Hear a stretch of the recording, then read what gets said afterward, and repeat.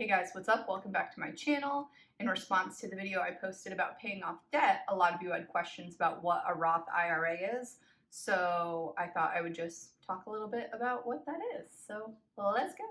So basically a Roth IRA is just a retirement account. However, a Roth works differently than a 401k. If you contribute to a 401k, that money is put in pre-tax and it grows over time, and then you pay taxes when you withdraw the money at retirement age. A Roth IRA, the money is put in after you pay taxes on it, and it grows tax-free. So, for example, if I were to put in $100 today, I would have already paid taxes on the $100, and let's say it grows to $1,000. I don't have to pay taxes on the $1,000 when I take it out.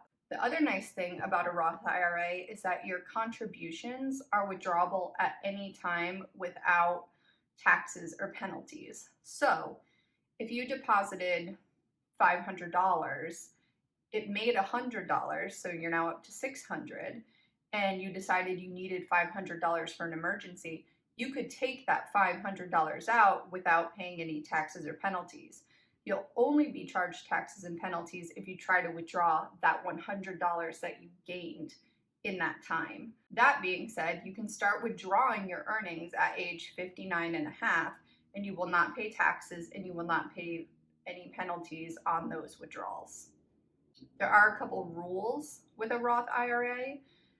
You need to have the account open, and your first contribution has to be at least 5 years old for you to be able to withdraw your earnings. So if you were to open an account at 58 years old and start contributing to it, you would not be able to withdraw your earnings for 5 years without being charged penalties. So I would recommend that whatever age you are today, if you don't already have one open one, deposit $1, so at least you can start that 5-year clock, especially if you're getting close to retirement age. So that way you're not hindered at all by the 5-year rule. There are some instances where you can withdraw your earnings without any penalties. However, you will be taxed on them, such as a down payment for a house or the birth of a child. But there are specific rules associated with those, and I would recommend you do your own research on that, but sort of plan to not touch any of the earnings until you're at least 59 and a half, just to avoid all of that. Another thing to note is that your contributions to a Roth IRA cannot be written off in your taxes. So that's another thing to consider, I suppose, but to me, that's not a big enough con to not do it.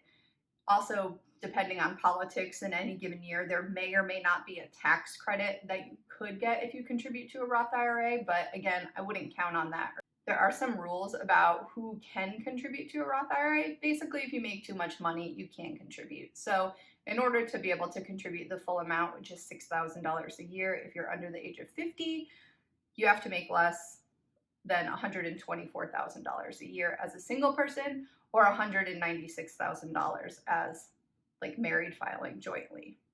So up to age 50, you can contribute $6,000 a year. 50 and up, they have catch-up contributions, so you can contribute up to $7,000 a year. So how do you get started?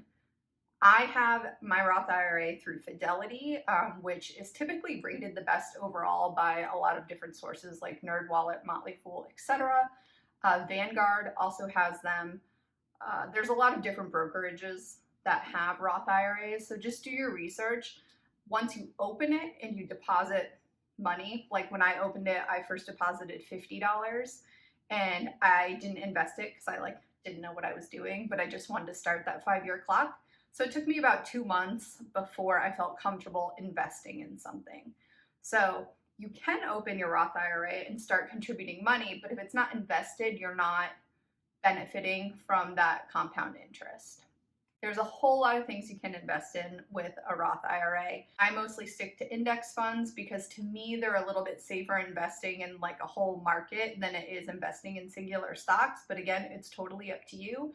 I would just make sure you pay attention to the expense ratios because the lower it is, the more money you get. So most of mine are 0.03 or 0.04%. Just keep it as low as possible. Like, who wants to pay more money than they have to? I know that there's a lot of risk investing money at all, but over the last several decades, the average return on investment has been 7%. So that's still a much better return than putting anything in a high yield savings account. Just to give you an idea, if I contribute $6,000 a year for the next 29 years until I'm 65, I will have paid in $174,000 into my Roth IRA. However, it will have grown to over $566,000 at 7% interest over that time, which is a profit of about $392,000 just from putting it in there and letting it sit. And I don't have to pay taxes on that $392,000. So that's awesome. Also, 7% is a pretty conservative estimation. I have some ETFs right now that are up 15%, 10%, 11%. So it really just depends on obviously what the market does.